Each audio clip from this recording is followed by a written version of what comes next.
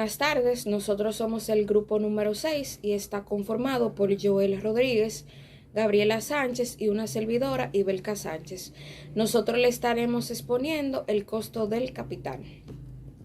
En varias ocasiones nos referimos al descuento de los flujos de efectivos futuros para determinar los valores presentes, cómo se calcula la tasa de interés o la tasa de descuento apropiada en una situación real.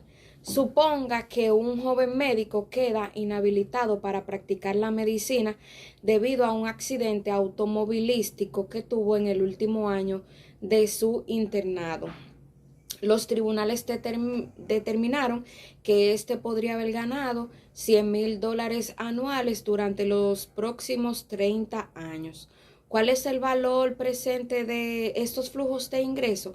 Debemos conocer la tasa de descuento apropiada.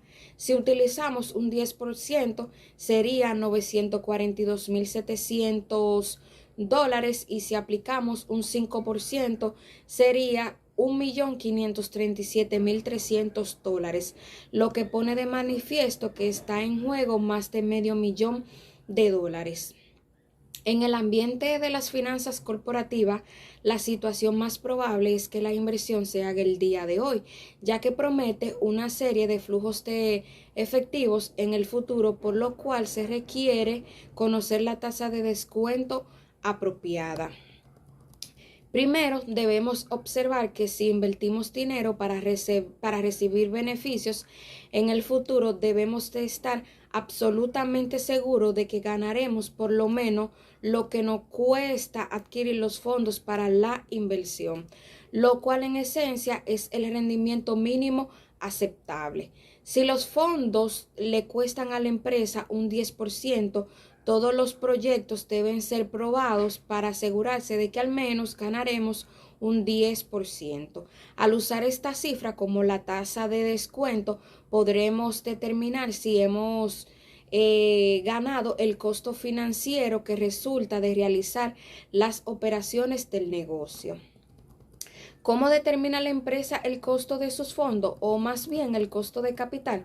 Supongamos que el superintendente de planta propone solicitar un préstamo a una tasa de un 6% para comprar un sistema de transportadores, mientras que el gerente de división solicita que se vendan acciones a un 12% para adquirir un nuevo producto.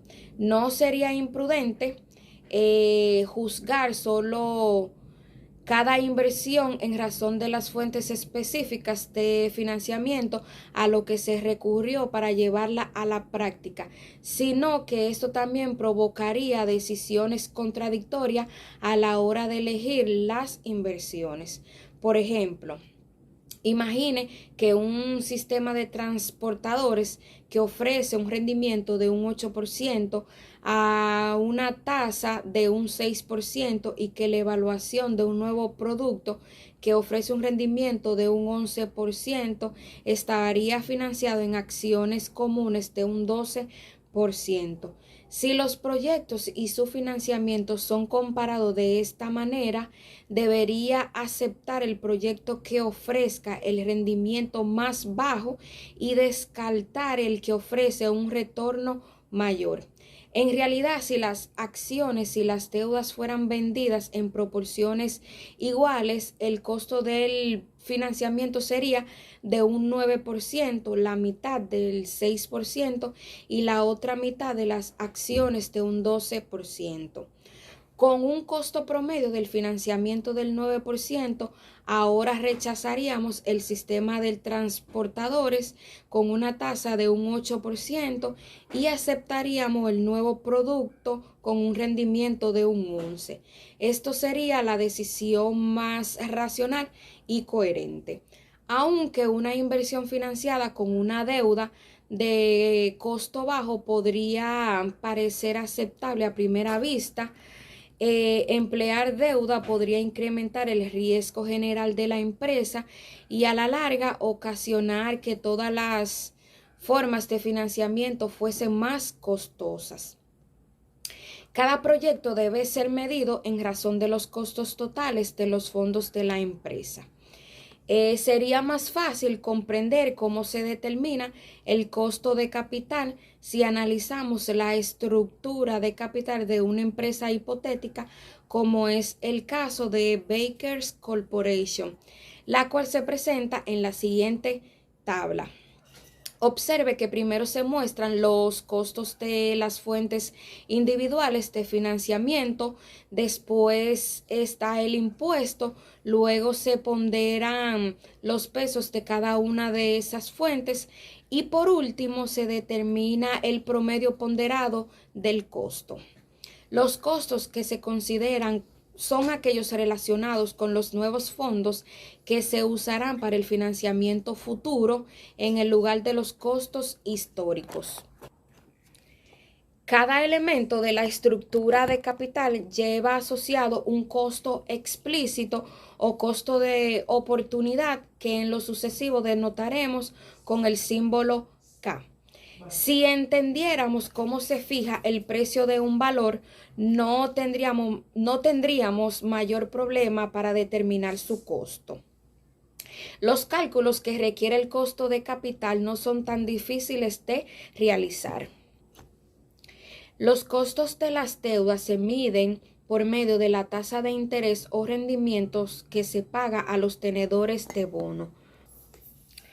Suponga que una empresa se prepara para emitir nuevas deudas. Para determinar el precio probable de estas en el mercado, la empresa debe calcular el rendimiento sobre sus deudas actuales, que no es el mismo que cuando esos valores se emitieron, sino la que demanda los inversionistas en el día de hoy. Suponga que la emisión de las deudas a pagar es de $101.50 anuales por intereses y tiene una vida de 20 años y se vende actualmente en $940. Un proceso más sencillo sería utilizar la siguiente fórmula, que es el rendimiento aproximado al vencimiento es igual al pago anual de intereses más el pago del principal menos el precio del bono.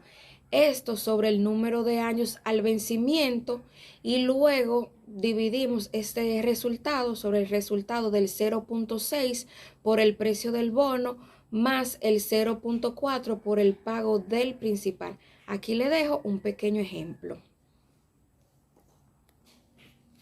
En muchos casos no hay necesidad de calcular el rendimiento al vencimiento porque simplemente se le proporciona. Una vez que se haya determinado el rendimiento, debemos ajustarla a las consideraciones fiscales.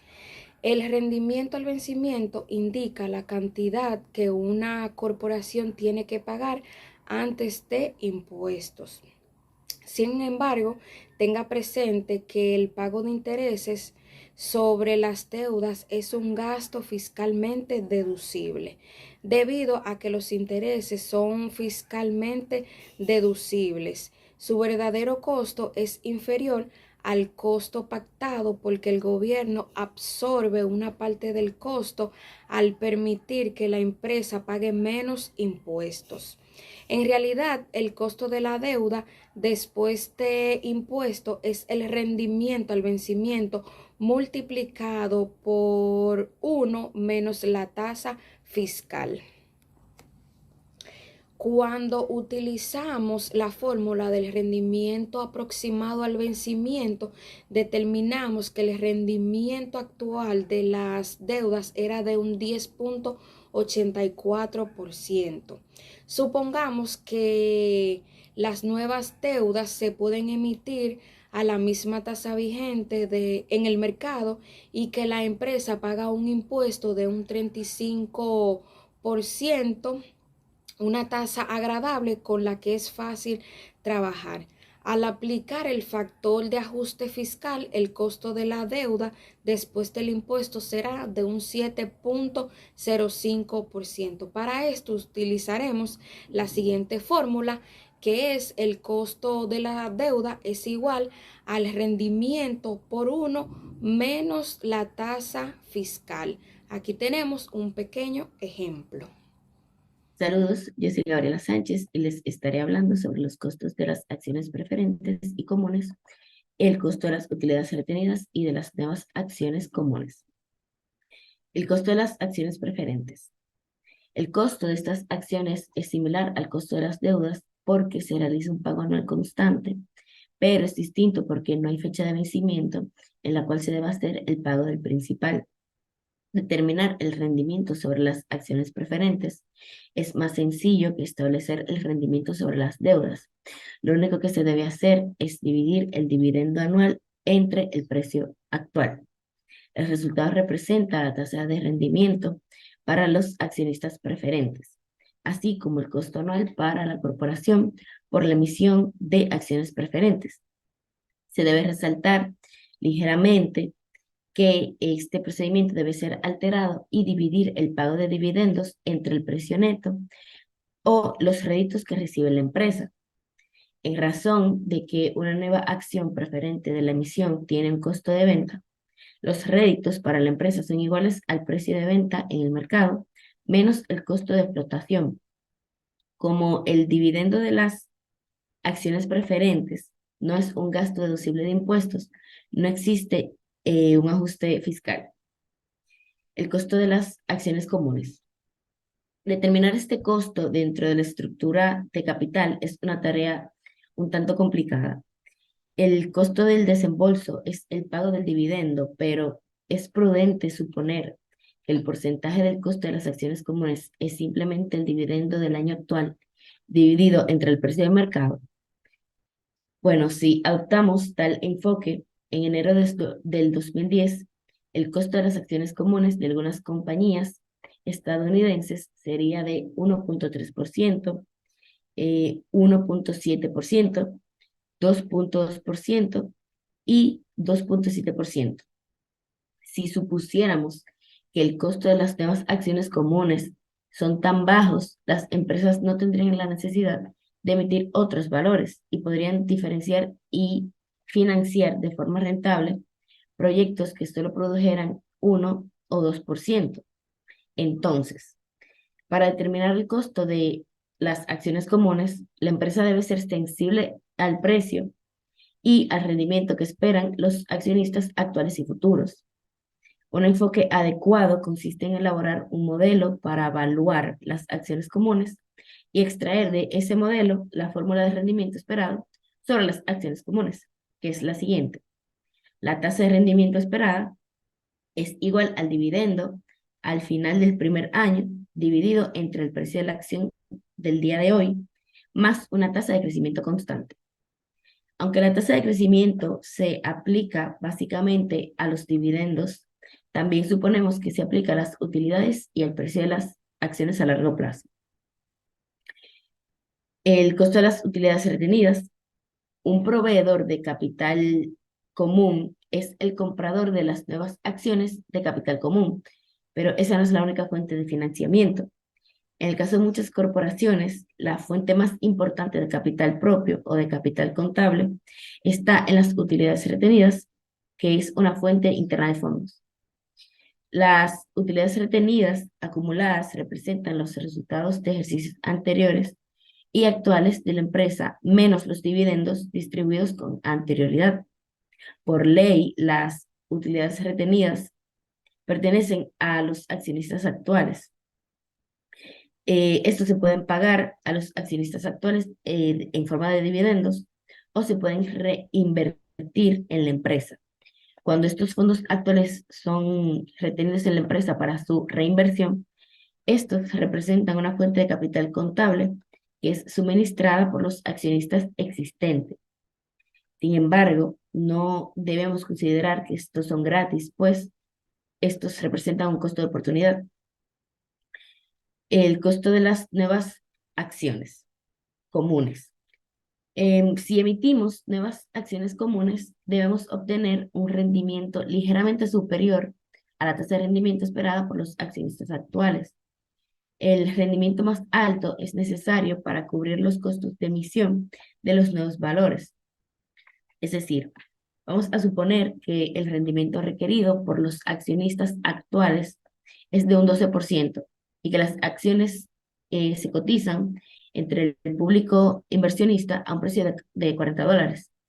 Una nueva emisión de valores debe ganar un poco más del 12% para compensar a la corporación por no recibir la totalidad de los $40 debido a las comisiones de ventas y otros gastos. Buenas tardes, compañeros. Ahora estaremos tratando el tema de lo que es el costo de las nuevas acciones comunes. Ahora consideraremos la otra fuente del capital contable, que son las acciones comunes nuevas. Si emitimos nuevas acciones comunes, debemos obtener un rendimiento ligeramente superior a KE, que representa la tasa del rendimiento esperada por los accionistas actuales.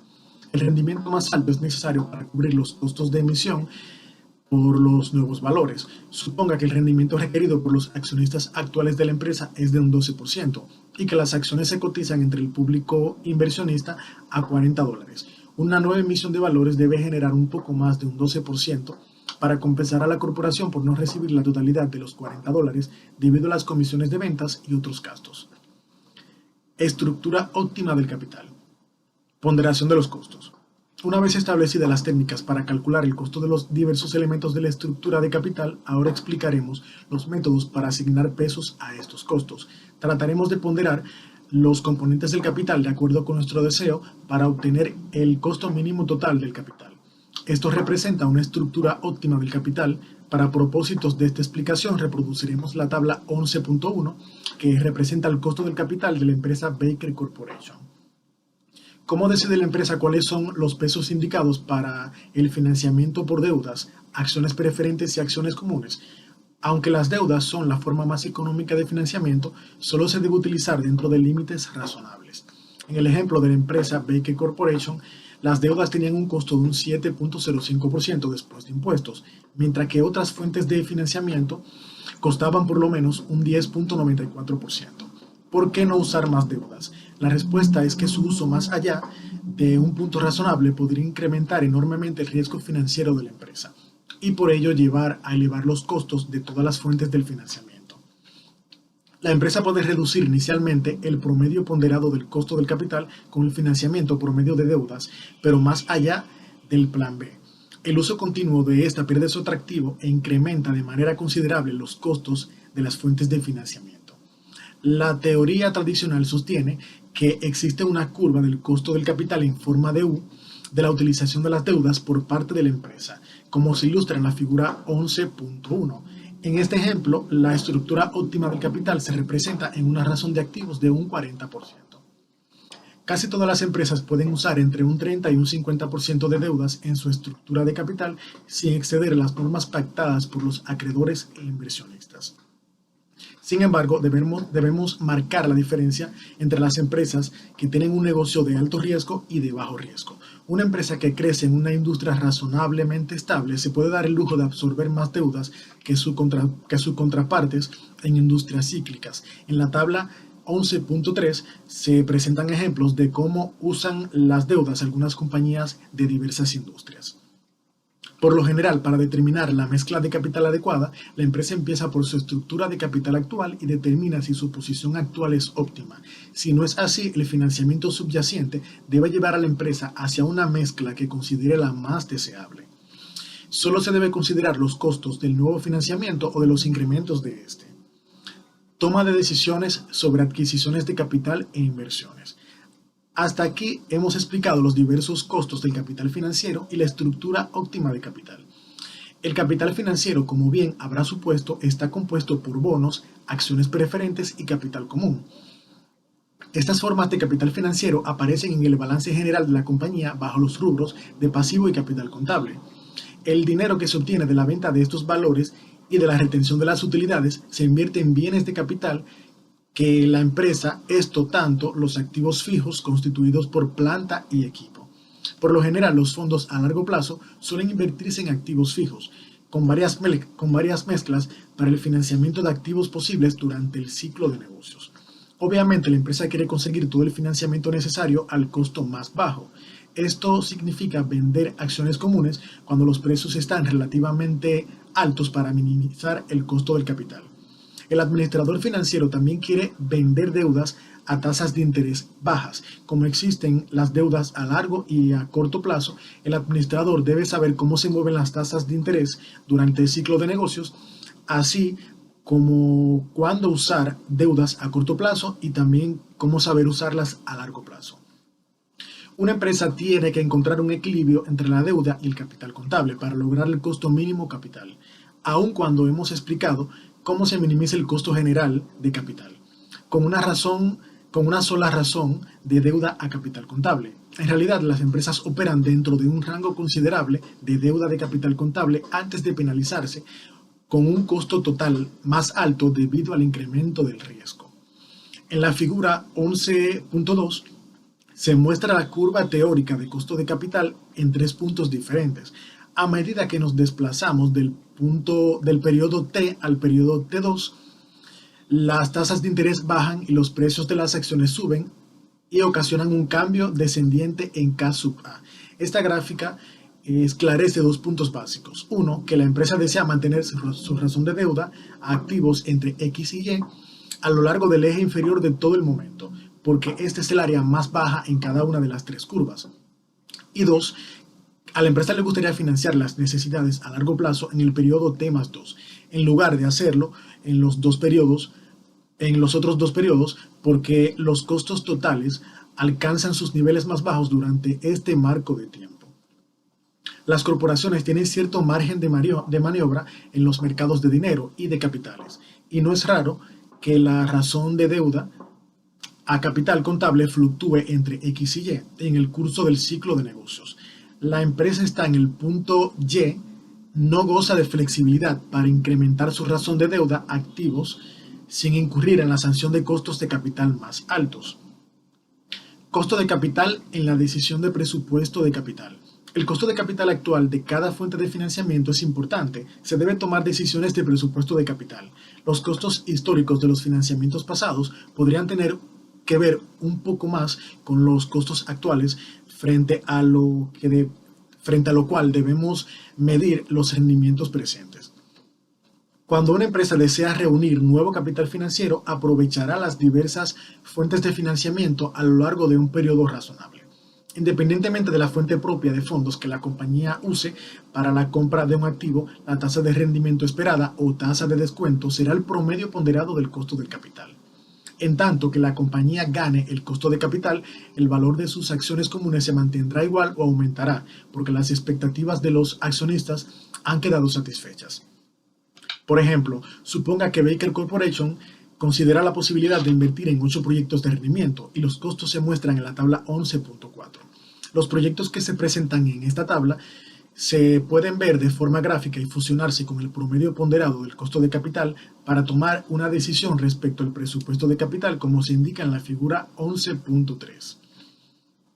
En esta figura, en la 11.3, observe que Baker Corporation desea invertir $95 millones en varios proyectos, pero dado a que el promedio ponderado del costo de capital es de 10.41%, solo se escogerán los proyectos de la A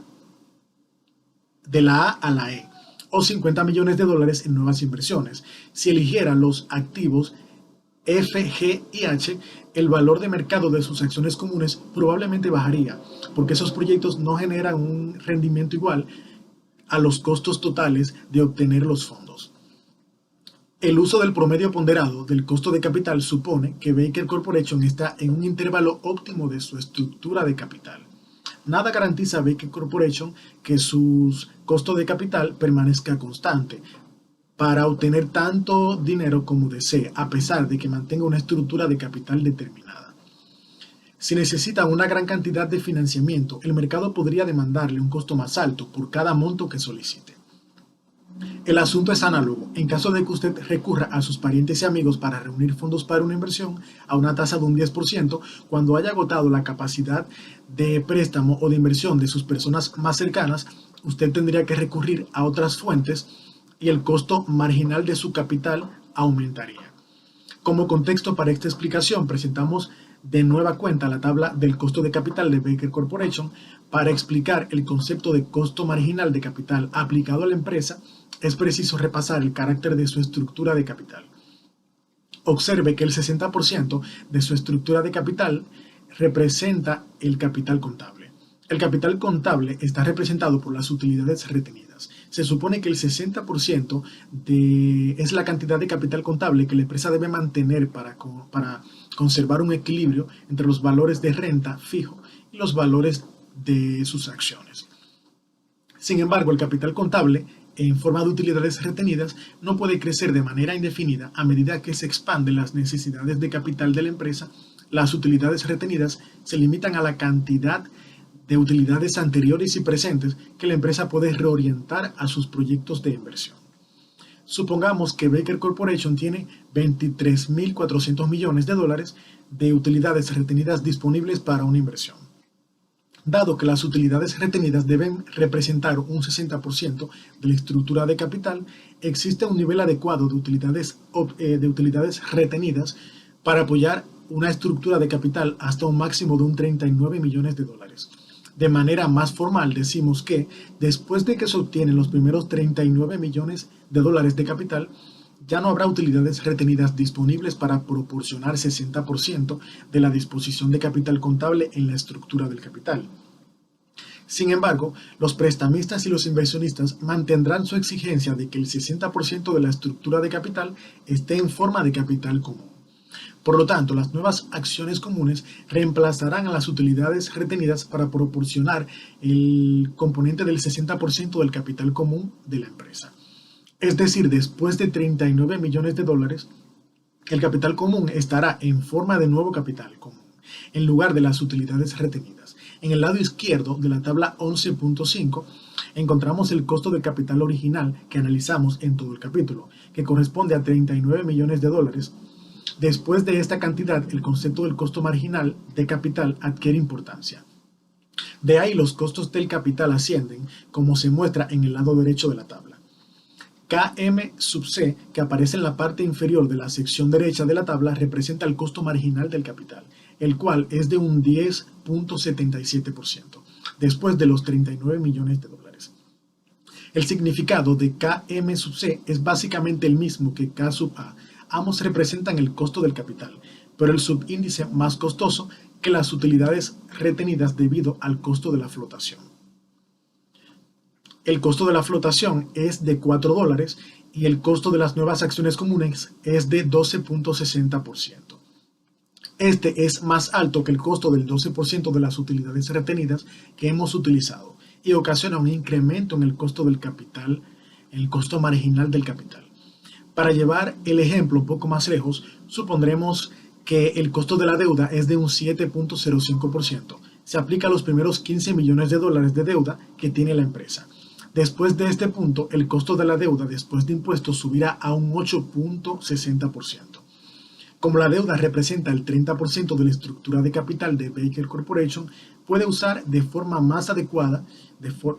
la deuda de forma más económica para apoyar la estructura de capital hasta un monto de 50 millones de dólares.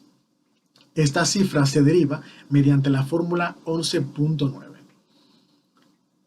Después de que se han obtenido los primeros 50 millones de dólares de capital, ya no habrá deuda de costo más bajo disponible para proporcionar 30% de la estructura de capital.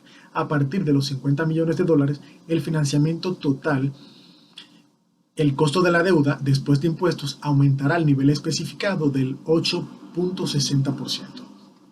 La tabla 11.6 muestra el costo marginal de capital para un financiamiento superior a 50 millones de dólares. El significado de K sub M después de K indica que el costo indica que el capital crece. El costo marginal de capital ha aumentado después de 39 millones de dólares porque el capital común ahora está en forma de nuevo capital común en lugar de las utilidades retenidas. El costo de las nuevas acciones comunes después de impuestos es ligeramente más costoso que las utilidades retenidas debido a los costos de la flotación. Bien.